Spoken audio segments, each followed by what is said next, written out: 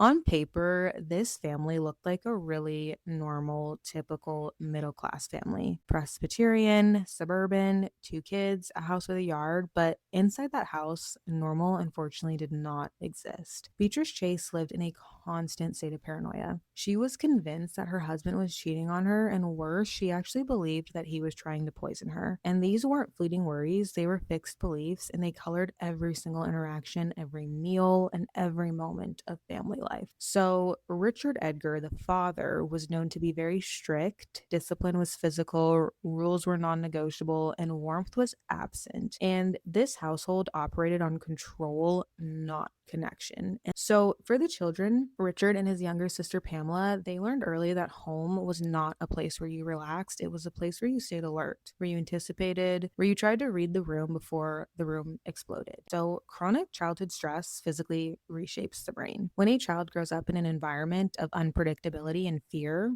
their amygdala, which is the brain's threat detection center, becomes very hyperactive. It is constantly scanning for danger because danger is real and it's frequent. And at the same time, the prefrontal cortex, which is the part of the brain responsible for rational thought, emotional regulation, and reality testing, develops poorly because it needs stability and safety to mature properly. And we know that Richard did not have that. So by adolescence, Richard's brain was already operating with a hair trigger alarm system and no effective way to regulate it. So by his mid teens, Richard was already showing a constellation of warning signs. We already see through teachers and peers social isolation. Now we're seeing paranoid thinking, somatic delusions, emotional flatness, and a brain that had been marinating in chronic stress since early childhood.